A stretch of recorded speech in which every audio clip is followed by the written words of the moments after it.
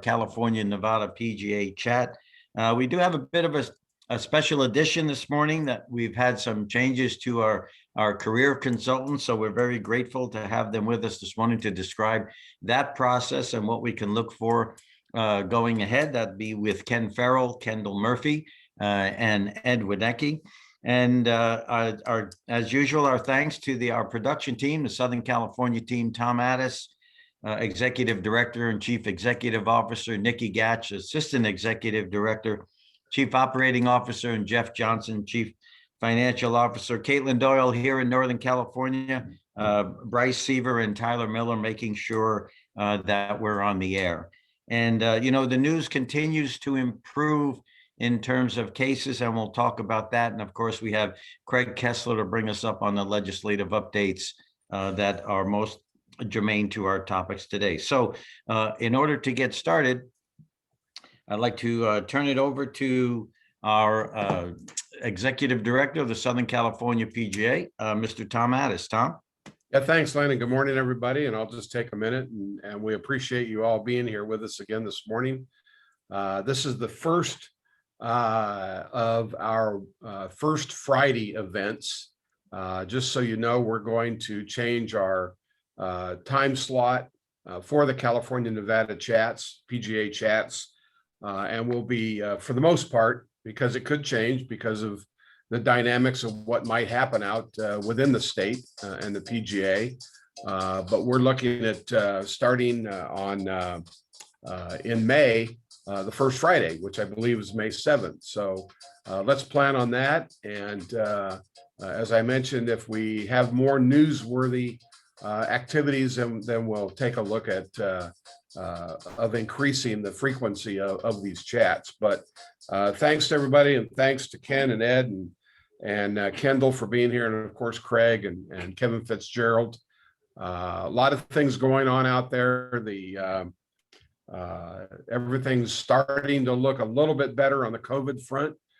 We continue to encourage you to abide by the protocols. I know that's challenging at times, but at the same time, the way we've taken responsibility have kept us in this position and helped us in this position with golf being the leader in outdoor activities. So again, I know we say it over and over again, but thank you for taking the responsibility to keep us there, keep us on course, as we've said a number of times. And we appreciate that, and every golfer appreciates that as well. So thank you for that. And without further ado, it's my pleasure to introduce the president of the Southern California section, Mr. Robin Shelton. Robin? Well, good morning, Tom. Good morning, everybody. Sorry that you don't have me visually. I'm actually about to get my vaccine shot this morning.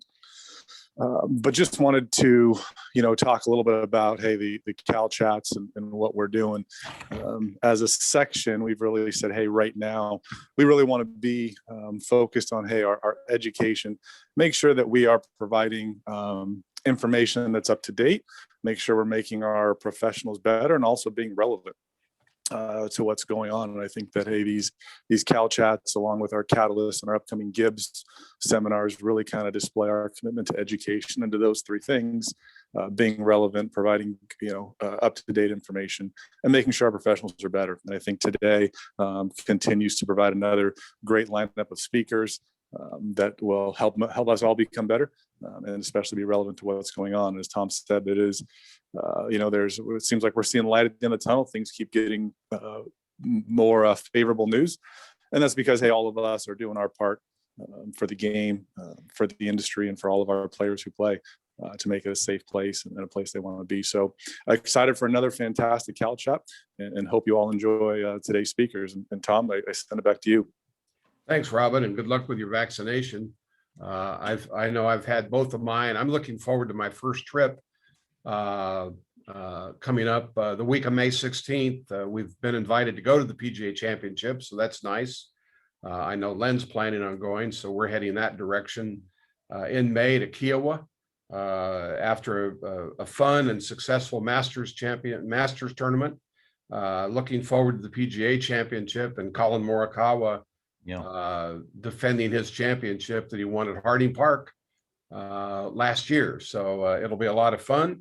And with that, Len, back to you, as the old saying goes. Yeah, thank you, Tom, and thank you, Robin, for those remarks. And a sign of things improving, our section president, Dee Dee Moriarty, is out teaching today. She's back in full swing, literally teaching, so is unable to join us. And, we hope the best for Colin at Kiowa. That would be a coast to coast, back to back. So that would be pretty exciting should that happen.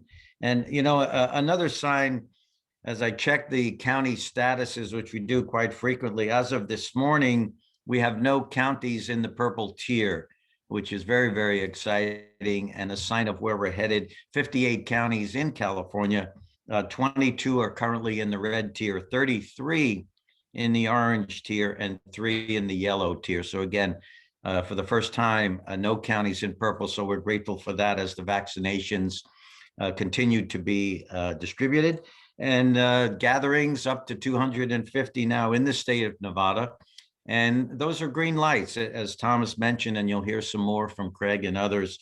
Those are green lights. Our events right now are in the planning, many that we were unable to have last year. Looks like we are on schedule for this year, and we're very, very grateful for that. And as Thomas said many times, that's due to everybody's collective actions within the pandemic and adhering to the protocol. So, okay, let's get started. Again, we've had a shuffle in the California deck, if you will, and bringing Kendall back. So I'd like to introduce Kendall Murphy. Kendall is a PGA member since 2009, and also an Oakland native. Received his bachelor's degree from the university from UNLV and his master's degree from St. Mary's right here in Northern California. And Kendall's career has been dedicated to service as he has sat on the PGA of America's National Education Committee, the Advisory Council for the PGA Works Collegiate Championship and Career Expo, and has been a board member and foundation director for what is soon to be the former member of the Southwest PGA section. And in the Southern Nevada chapter of the Southwest section, Kendall was the 2019 PGA Professional of the Year, 2018 PGA Professional of the Year, and 2016 he received the PGA Player Development Award and was also named in 2018 the Rebel Pride Golf Professional of the Year. Way to go, Kendall.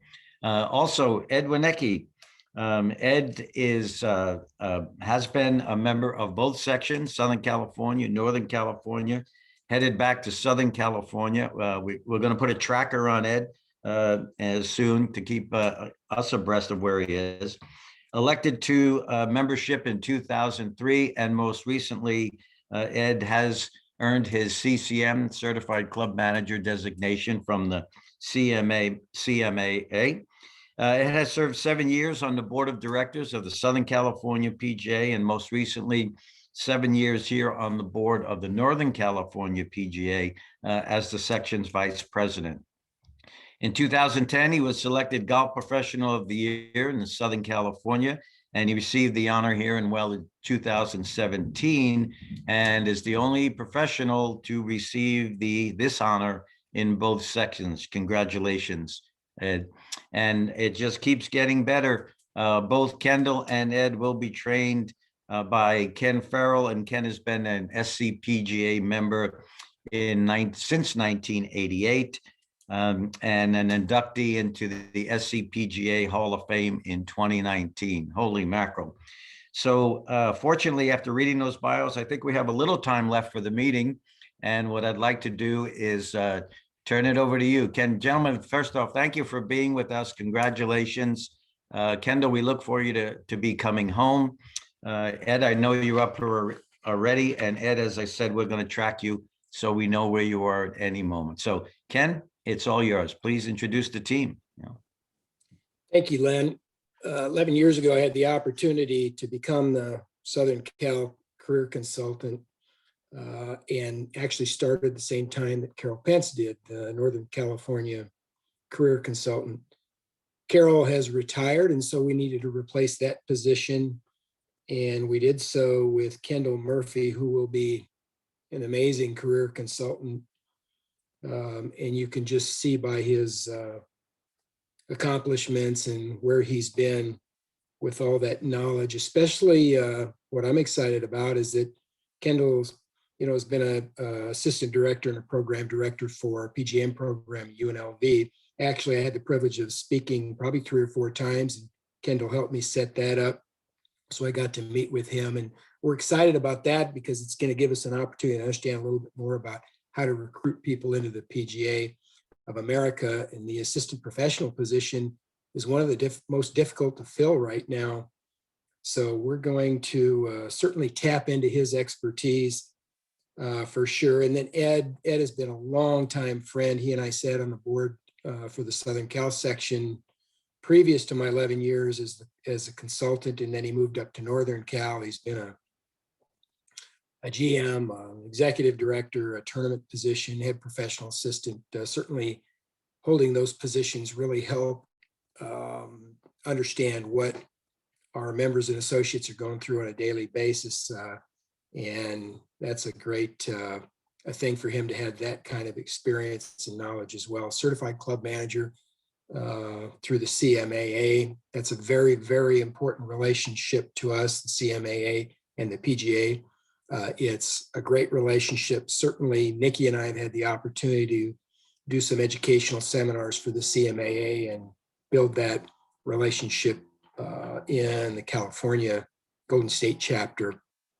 So I'm very excited about that. My position will change. I'm not going anywhere. I'm going to be supporting Ed in SoCal, supporting Kendall in Northern Cal. I'll continue to keep Hawaii. Not sure how I pulled that one off, but I'm going to continue to do that and serve the Aloha section. And then what my position will be, separate of supporting California, will be to really work on the fee-based searches. And in fact, Ed and I are doing work right now for El Caballero, director of golf position. If you had the opportunity to be on the Cal chat last week with Kirk Reese, it was amazing. Now there's a guy that sat with employers constantly, has been an employer, sat with employers, listened to what their needs are, and then sits with candidates to listen to what they have to say during their interviews. He knows the do's and don'ts, and I've had that opportunity too with about 20 searches. And it's really valuable information that we can pass on to you. So you'll want to take advantage of that. Next week, Ed and I will be doing the Catalyst, and we're going to introduce both Kendall and Ed to everybody again. And then we'll be talking about the fee-based searches and how you can help us with those as well. So with that, I'm going to have Ed and Kendall say a quick hello. So we'll go ahead and start with Kendall. Kendall, are you there? Just want to say thank you, and to both SoCal and NorCal. It's exciting to come back home, Northern California, like Lynn said, where I started. Good to see some alumni and some former friends on the call here today. So it's already cool to already be able to reconnect with people. So I'm just excited to get started. I'm here to help. I'm here to be there for everybody in Northern California and California period, with PGA of America. So as I get my feet a little more solid ground, as I learn everything that I need to know, I'm just always here to be of assistance, and I'm really, really excited. Thanks, Kendall. We're excited to have you aboard for sure. So now, Ed, if you'll say a quick hello. Yeah, thanks, Ken, and Lynn and Tom for having us on today. Appreciate this. I want to say a special thanks to my Northern California family. It's been an absolute thrill, honor to serve our section in Northern California on the board and as an officer. I have so many great friends here that will remain that way for many years. I'm also very excited about going back home to Southern California. Kendall's story is similar, obviously, and serving the Southern California section and working alongside Ken and Kendall. It's going to be fantastic. Yeah, I'm very excited because it's going to be an opportunity to see a lot of familiar faces. And for those professionals that I haven't met yet, I look forward to seeing you and working with you for many years to come. So thank you very much. Thanks, Ed. Thanks, Kendall. Keep in mind, members and associates, there's 19 career consultants To connect with any one of them, you can just go to pga.org and then type in career consultants, and the whole list of consultants will come up. Or you can always reach any one of us to reach out to any of them. If you are pursuing positions in other areas, let's say, it's represented, that section's represented by a career consultant who probably is familiar with the club type, culture, different things like that. All those things are very important. So we're here to serve you. It's our privilege to do so. And at this time, Len and Tom, I'll go ahead and send it back to you. Okay, thank you, Ken. Thank you, Kendall, and thank you, Ed. Ken, actually, to all three of you, I think the move to the executive search would seem to just be terrific. Be terrific to be in there at that level. And have you found, well, a couple things, that the employers are more receptive to a visit from the team for those facilities that may be one looking to add on to their current PGA professional team, but also for those facilities that might not have one, that might have any PGA presence. And tell us a little bit about the introduction, particularly for a facility that does not have any PGA presence at the moment. What's the process for contacting them? What's the process for getting in front of them and explaining the value of having that PGA professional on property? Yeah, so two things, executive search and then non-PGA facilities. With executive search, the opportunities are out there to really grow this area and to serve employers at the highest level possible. And that means sitting right in the interviews with them, guiding them through the entire process. The reason it's so important is it gives us the opportunity to, one, help get a PGA professional place. And I'll give you an example. I did an executive search with a club in Southern California, and they had all CMAA members. Fortunately, they called upon us to help them. We were able to get 3 PGA professionals in with those 6 to interview. And it turned out a PGA professional was the one that was hired for the position. Second thing is we were able to increase the compensation that employer was offering for that position by about 20%. And then we put in a real neat opportunity for a longevity bonus, which was significant as well. So those are the kinds of things that we can impact when we're involved in the search. And, there are several search firms. In fact, I will mention them, and also PGA professionals should actually try to build relationships with those search firms. I always thought we don't really compete against the other search firms because we don't really do it for profit. We do it for a service. All we care is that a PGA professional has the opportunity at that position, because usually those clubs or businesses that try to, or that reach out and pay a fee are fairly prominent clubs or businesses, and their compensation is generally very high. We want PGA professionals to have the opportunities for those positions. So are we competing against them? Maybe now that we're charging a little bit more for fee-based search, maybe, but most important is that PGA professionals have the opportunity. That's why it's so important. Again, the catalyst next week, Ed and I will talk much more about fee-based searches and how our members can take advantage of the searches, what things employers are looking for so that they can be prepared for those opportunities when they come up, and also how to work with other search firms who are getting their fill of those positions as well. With the non-PGA facilities, Len, 99% of the time, the effective way to work with them is to actually do a face-to-face visit. And 2 years ago, pre-COVID, we actually tracked site visits and tried to get to all the non-PGA facilities that were in our sections. There are some clubs out there that you probably will never have a PGA professional at. The reason is in Southern California's case, for example, a lot of those are 9-hole par 3 golf courses that are situated in maybe HOA homeowners parks. They're very small. There's no fees. You have to be a member to play them. In some cases, if there is a fee, you walk up and you put your money in a box. They just don't have the facilities or the compensation to pay anybody for that. So they're managed by the HOA. There's a lot of reasons why facilities may be non-PGA. Some of them are perhaps international owners, family owned businesses. They want to do it themselves. But the question they always ask me was, or the answer they generally come up with is, well, I can't afford a PGA professional.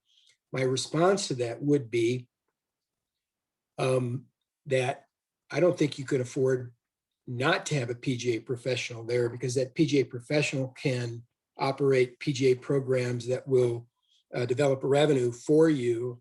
And if they can bring in revenue, certainly you can compensate them and attract PGA professionals at your facility. The advantages, we have a whole host of reasons why they should hire a PGA professional. We have some marketing materials. So we try and meet with the owners of those facilities, whoever they may be, whether it's a private owner, a HOA, any of those, and actually show them what the benefits are of hiring a PGA professional. In some cases, there may be an opportunity for a PGA professional to actually manage maybe 3 to 5 smaller facilities that don't think they can afford a PGA professional. The PGA professional can develop an area where they can give golf lessons, create income, different things like that. So again, we do our best work face to face. We're really looking forward to getting past COVID and actually getting out on the road. In fact, our first trip in probably a year will be, we're leaving Sunday for a Western team meeting. All 3 of us will be on it. We'll be in Phoenix to discuss non-PGA facilities, executive search, and serving our members in our sections and our employers. So hopefully, Len, that answered some of the questions, but always happy to have anybody contact me or send up followed questions that may be more specific. That's great, Ken. Thank you. And even just hearing that you're headed, to the Western meeting is a sign again that things are opening up as we're starting to meet together. So we look forward. We've got some plans on the books in about 2 weeks to start traveling around Northern California here with Kendall. So we'll certainly cover a lot of territory there. Kendall, a question for you. In UNLV and the PGM program, as we reopened, coming out of COVID, and we're allowed to start reopening in last year in May, in June, plus or minus, and the thrive that golf has been on since then. Did you see necessarily an uptick in interest and or in registrations in the PGM programs? I would say from a UNLV perspective, we stayed pretty flat. Our interests remained about the same across the board. Speaking to now my former colleagues, I would say that the interest in golf management joining the programs was up, but the actual execution of students joining the programs may have been down, just simply because of the non-face-to-face learning that's going on. Some programs are able to be on campus. Most of us are not. For example, here at UNLV, we're looking forward to potentially coming back in the fall to face-to-face, but we haven't seen our students since March, 14th of 2020. So it's been a long time since we've seen our students, and that is probably what hurt admission for the fall semester for us. But the interest was there. Our applications were up, or were about the same as they normally are, in the hundreds of applicants. But the actual execution of getting students into the program was not as high, simply because they wanted to actually come face to face to experience the center and everything we have to offer, which completely is understandable. So a lot of students are going to probably try and join in this fall. So I would imagine that across the board, amongst all programs, especially those in the West, that the admissions will be up for fall of 2021.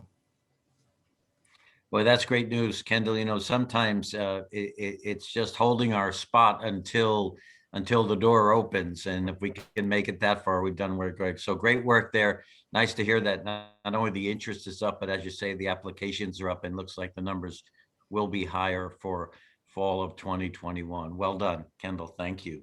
Thank you. Hey, Ed, one for you. You know, again, congratulations on earning your CCM this year. And do you see a trend necessarily and hopefully of more and more PGA members, PGA professionals becoming CCMs as well? Because you know, I think it's such a great mix of being able to move around the club and speak the languages, if you will, of not only a PGA professional, but governance and bylaws and so on and so forth. So do you see a trend in others becoming CCMs? Yeah, thanks, Len. Yeah, the CCM was a long road. It's for those people who aren't unfamiliar with it. You have to be a member of the CMAA for 10 years. It's hours and hours and hours of education. It's full weeks of BMIs, and then many activity credits and learning credits. So it's a long road, and it's a very, very, very difficult test. The hardest test I've ever taken, to be honest with you. And you're right. It does raise anybody's status if they're looking to be a GM, or if you're GM now and you want to continue to raise the bar. You know, just as much as PGA behind all of our names is such a great status symbol and shows that hard work and dedication we put in to get to that position. The same goes on a different level for the CCM. And yeah, I would highly recommend that road. It's a long road, but if someone is going to be, if that's their career path, if you want to be a general manager, or you are and you want to continue to raise the bar, that would be something that I would highly recommend doing. And I know our PGA education is changing, will continue to change. And I would say to anybody, you know, Robin's a great example of this. You know, anybody who wants to better themselves, the more education you have, the better off you're going to be. It's not only going to help you, it's going to help your status, it's going to help your club, it's going to help your resort, it's going to help you as a person. And with all your relationships, whether it's on the golf course or off the golf course or at your club or in meetings, it's very, very beneficial. So yeah, Len, I would highly recommend it. And you went through the same thing too. So you can understand how hard that process was. And I would definitely recommend it for sure. Okay, thank you, Ed. And thank you again to the three of you, Ken, Kendall, Ed, thank you so much. And we look forward, now that the puzzle pieces are in place, we look forward to the execution. And Ed, we'll be far away, but yet we won't be far away. So far, so good. Len, can Yep. I put in just one more second? I just want to say a thank you. My first meeting ever 11 years ago was with Tom Addis. And the value of the executive director to us, enabling us to be able to serve our members and our associates is paramount to success. And in my first meeting with Tom, you know, I realized how many people he could touch, and everybody he touched, he opened the doors for me to build those relationships. And, you know, that included people from the Water District, all of our allied associations, people within the SCGA, people within the CMAA. It went on and on, the management companies, absolutely critical. And Len, I know that you and both Chris Thomas have done the same thing for Carolyn, will do so for Kendall. So I really can't thank Tom enough. Because really the success that we've had in the last 11 years, or any successes that I have, in some way, shape, or form, he touched. And I'm just very grateful for that. So Tom, just a personal thank you for all that you have done for me. I really do appreciate it. So Len, back to you. Thanks, Ken. It's been great. Appreciate it. Look forward to working with Ed and Kendall. Okay, thank you, Ken. And thank you, Tom, as well. There's no question that at some point we have all relied on you for many, many, many points, whether it be counsel, whether it be just calm us down periodically, or certainly to move us ahead. Thank you, Tom. And again, Ed, Kendall, the best to you, and we will be catching up very soon. Okay, ladies and gentlemen, we'll toss it now to Craig Kessler. Craig, the Director of Government Affairs for the Southern California Golf Association. And Craig is, as we've said many times, has been with us since day one for the California Nevada chats, going back to probably April, when we started. Craig, as we talked this morning, we've got a couple of bills there that are affecting us, but also some changes. One of the things we talked about earlier today was, to some extent, with the counties moving as they are now, and the June 15th, so far, green light from the state, that in some ways, the only piece that's missing now is the ability to have shotguns. So I'll toss it to you, Craig, to bring us up to date on what's happening. Thank you. Thanks, Len. Thanks, Tom. Thanks to the two sections for inviting me on. And maybe it's Bryce and Caitlin's worst nightmare, but I turned on the camera. I hope that doesn't cause me not to be invited back in the future. So as Len just hinted, and as he said at the beginning of today's broadcast, when he pointed out that no counties in California are still in the purple tier, and many have moved to the yellow tier at this particular point, we're coming very close to the finish line on COVID-19, at least here in California. And we hope some of the disquieting statistics and information from Michigan and a couple of northeastern states stay in their area and don't make their way to California. But it's looking good. Every day we're vaccinating millions in this country and a lot in California. And some of the resistance to taking the vaccination seems to be dissipating day by day by day. So we're closing in on herd immunity. And as we get to the finish line, yes, there's still a statewide admonition against shotgun events. We'll see how long that lasts. And the one question that keeps coming up, I'm going to assume that GMs, golf professionals, managers have the same concerns that we at the SCGA hear from our clubs.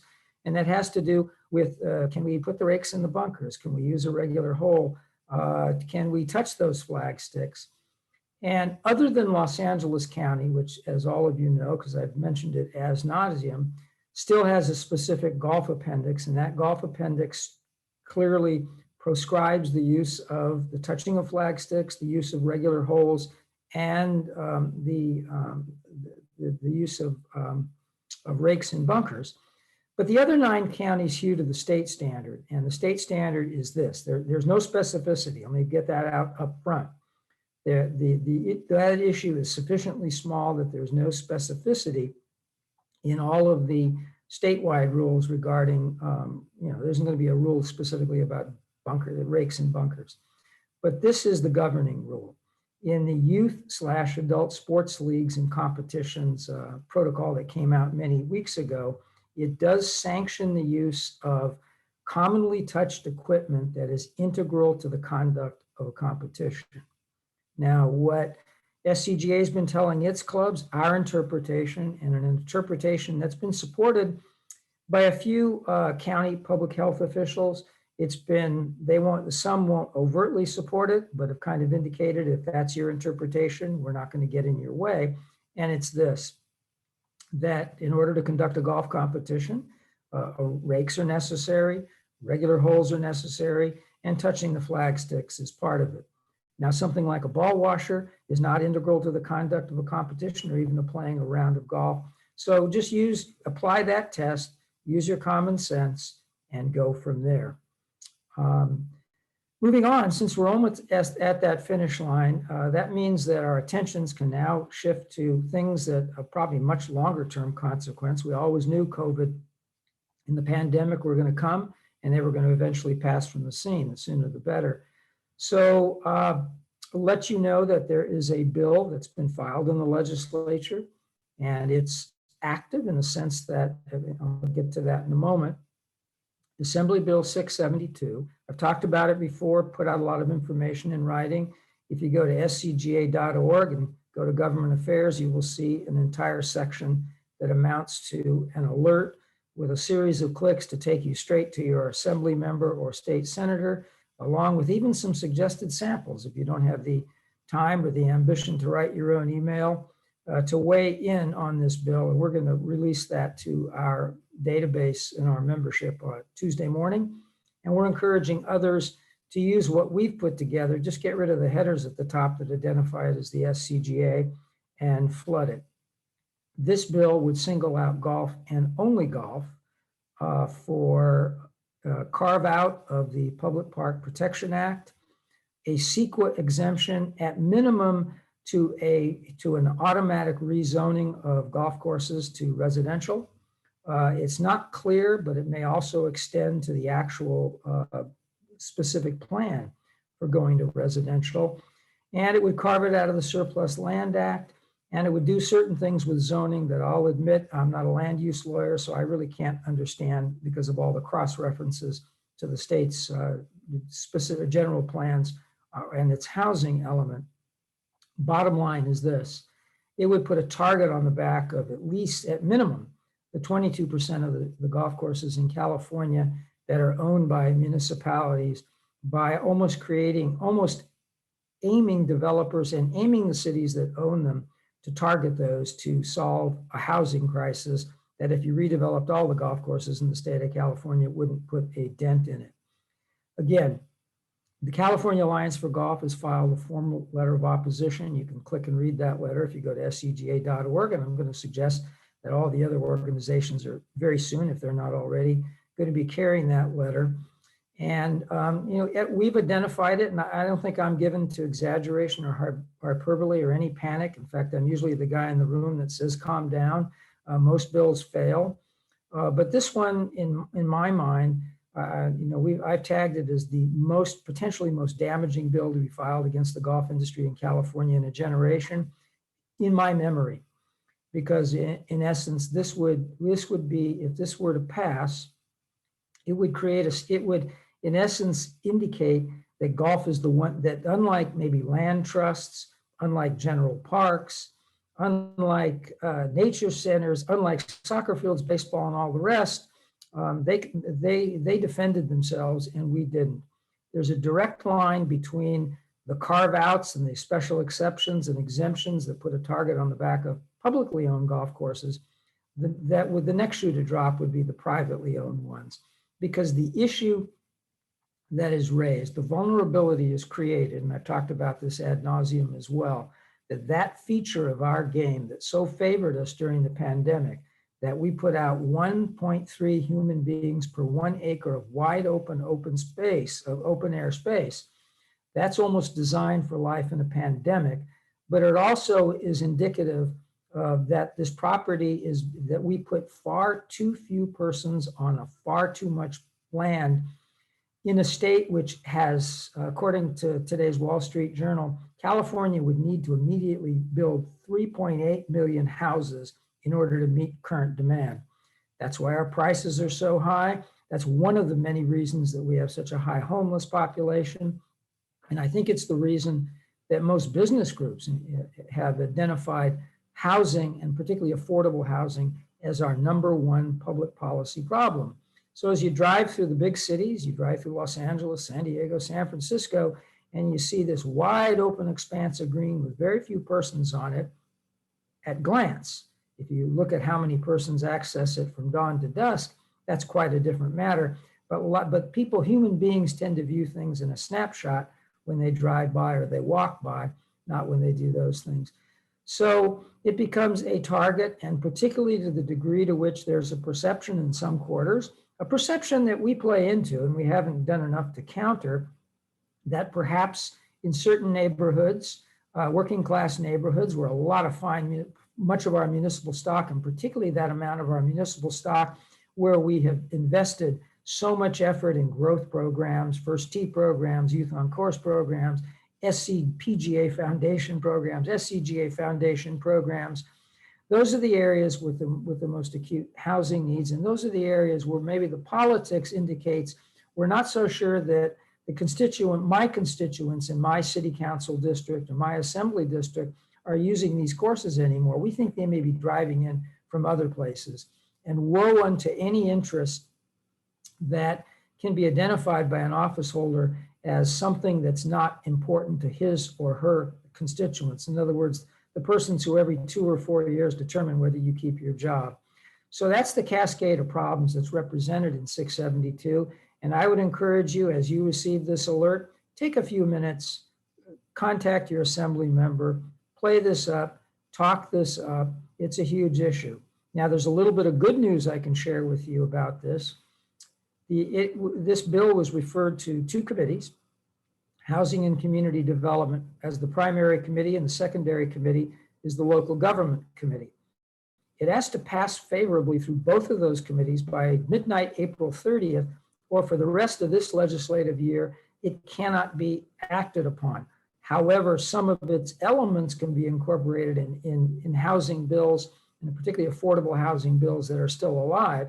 So we'll be very, very vigilant. The fact that at yesterday's scheduled meeting of Housing and Community Development, this item wasn't even docketed on the agenda is a good indicator that it may not make it in the next 14 days through the committee process. It would then become a 2-year bill, and there'd be an opportunity the first 3 weeks of 2022 to revive it for that particular legislative year and become a 1-year bill. Now, it could also be amended substantially to overcome some of the objections. The other piece of, I think, bright news about this is that because this bill is a direct assault on the Public Park Protection Act, yes, municipal golf courses are public parks, but so is everything else in the public park stock. So some of the municipal governments, and most notably Los Angeles County, are beginning to take exception and are probably making it quiet. Whether they formally oppose it remains to be seen, although that process has begun. But informally, the fact that I'm aware that they're not crazy about it means that they probably expressed that, at least in the corridors of Sacramento. It's good to have an ally who represents 27% of the state's population. But I would hope that the rest of the golf industry, including the private sector side, would recognize the dangers posed, that this is just municipal golf is just sort of our most vulnerable canary in a coal mine in which all of us are involved, including private clubs, and including because private clubs have certain protections in California law that would be the next step. They'd be the next shoe to drop if we lose this one and show some vulnerability. So I can't emphasize enough. This is a direct assault, and dare I say, this is a whole lot more important as to whether you can or can't put a rake out in your bunker. You will be at even if you're in LA Canyon, you have to wait a few more weeks to put those rakes out and do certain other things. It's a sure deal that it's just a matter of a few weeks. It's not a sure thing that we're going to be able to defeat this. I'm feeling good about it this year, but this is in the ether. This is a challenge. The ideas that underlie this, or even make this something, and I have a media interview later this afternoon on this, so media are taking this up.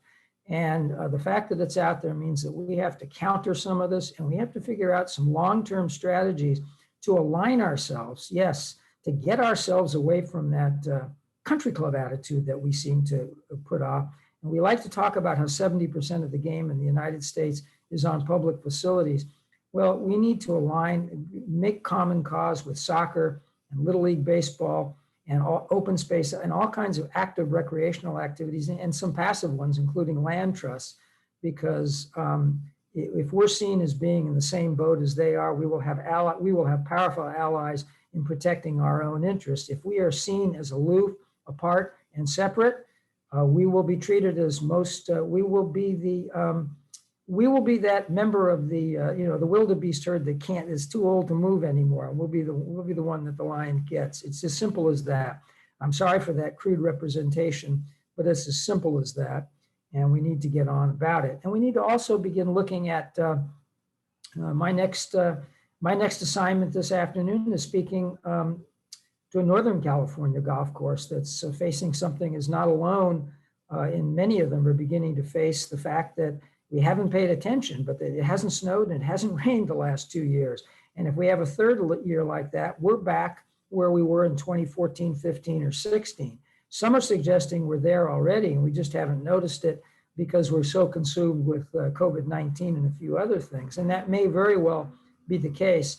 But some Northern California water districts and counties are looking at severe cutbacks. The only reason Southern California is not looking at it yet is because we store our water, because we're less dependent on, we're dependent on Mother Nature indirectly, but we store water in good years because we have to.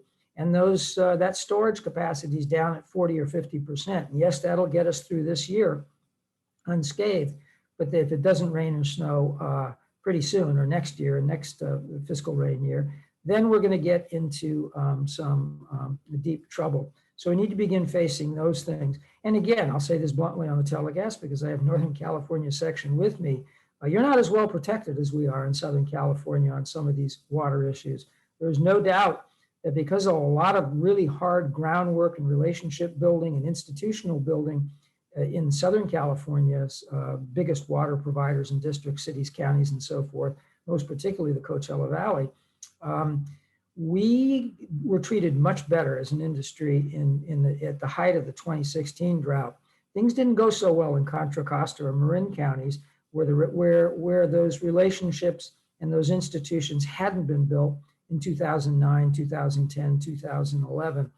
And of course, the problem with waiting until the bad moment hit, the crisis hits to begin, you can't at that point build up the institutions and the relationships in short order to deal with it. You're in a panic mode, you're in a reactive mode.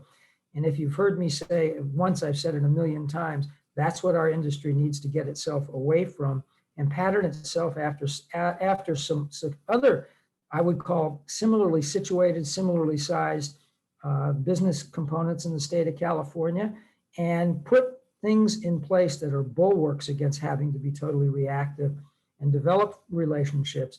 Get the policymakers to understand that some of the ideas they had about the way we irrigate or the way we apply pesticides and so forth is not necessarily what you read in the tracts in the NRDC or some of our detractors. Just show them the unvarnished truth.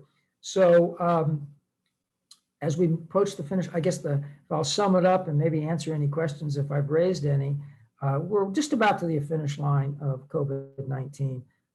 I think what COVID did was demonstrate some real strengths our game has. It also demonstrated the importance at all levels, not just local, regional, and national, of the relationship between getting involved in advocacy and actually being able to be successful in business. But it doesn't begin and end with just COVID. Bills like 672, I'm feeling good about it, but I won't feel perfectly good. This is so dangerous that as long as it has a 2% chance, and it has more than that at this point, I don't think we should rest content. But understand, it didn't come from nowhere. It came from a set of attitudes and a backdrop about us, our game, our role, our use of property, that ratio that served us in the pandemic, but which is going to be our Achilles heel moving forward. That's where it comes from. And we need to begin addressing the root causes of that particular problem and not focus so much on its end product, which is represented by things like 672. The good news is most bills fail and most bills are not well crafted. But if you look at the history of legislation, both successful and unsuccessful, you even look at the battle on groundwater regulation in the state of California, it had a lot of false starts before it eventually broke through in 2014. This is the kind of thing that can have some false starts, and we shouldn't rest content because those starts fail. A number of false starts in succession, unabated, will eventually end up in a successful conclusion. It's our job as an industry to not fall asleep at the switch and make sure that this one does not have a successful conclusion at the end of it. And with that, I'm sorry, I'm always the bearer of bad news. But such is the nature of the job I have. And I've often said that sometimes my view of the political and social universe is a little bit like the cop's view of the street. We're sort of always alert for what can go wrong, but we have something in common too, a sixth sense about what the possibilities of things that can go wrong that maybe mere civilians don't always recognize. And that can sometimes make us difficult to deal with because it seems like we're always melting down. We're always looking for the problem. but vigilance is the best strategy. So with that, Len, Tom, throw it open. If I hope I haven't depressed anyone, I'm energized by this because I think we have the tools. I think we have it within our capacity to not just defend ourselves, but effectively be proactive in explaining that our game, our industry is good for communities. It's not a drag on the housing problem. And we're in no way is there any relationship between golf courses in the state of California and the housing problems we have. Far from it. Some people may think so, and it's our job to disabuse them of that. And we have that job because I think the facts and the law are on our side. We just have to execute it. So with that, as I just promised a minute ago, I'm actually going to keep the promise this time. I'll yield and answer any questions that may have come up. Led always has a question for me. So thanks again for inviting me on. Thank you, Craig. And that was very complete. And Craig, we have to certainly compliment you and thank you one more time, because the California Alliance for Golf did issue a letter in opposition to the 672, to Assembly Bill 72, and you were the author of that. And again, that was part of the very, very proactive stance that the California Alliance for Golf has taken, and certainly in Richard Harris on behalf of the San Francisco Public Golf Alliance doing the same thing. Because we were, as you mentioned, and Tony Rice mentioned this morning, Tony, our lobbyist in Sacramento, though maybe the process is on our side at the moment, given the calendar and given the state of the bill and where it is and where it's not and where it is and who's discussing it and who's not discussing it. We can't sit on that. We've got to keep the pedal down. We have to keep the pedal down and get this to go away as quickly as possible. And as you say, the world didn't stop turning. So it's back now to the water issues and perhaps even some pesticide issues and the others that we deal with on a regular basis, on a non-COVID environment, if you will. So Craig, thank you. Good luck this afternoon with the LA Magazine, I believe it is. Yes, it is. With that, I'm sorry. Yes, it is. And the fact is they were going to write this story with our side of the story or not. And the fact that the California Alliance for Golf filed that letter, the fact that the SCGA put an alert on its website. And what I want to leave you with is that maybe, big organizations have their lane and it's an extraordinarily important one. But the difference that's always made in politics is whether real live constituents, people who vote in elections, who work at golf courses, who play golf, who live in those areas, if they hear from you, that's my plea to this audience. And this audience has a huge reach beyond the core audience. If they hear from you, we will prevail. If they don't, we may not.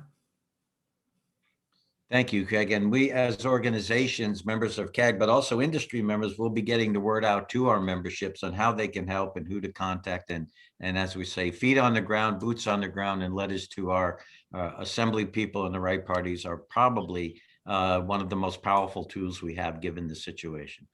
So thank you, Craig. Okay, ladies and gentlemen, again, thank you for joining us. I'd like to start to wind down now here, and perhaps some closing remarks. We'll start with Tom Addis. Tom. Yeah, thank you. And thank you, everybody. Craig, thank you. And Ken and Kendall and Ed for your valuable time today. And as always, your insight. Thanks to our president, Robin Shelton. And of course, Bryce and Caitlin and Nikki for all of their support with these programs. And a lot of things happening, has been said. And I know that with the Southern California PGA, we are tied in with the SCGA in regards to our on-course programming.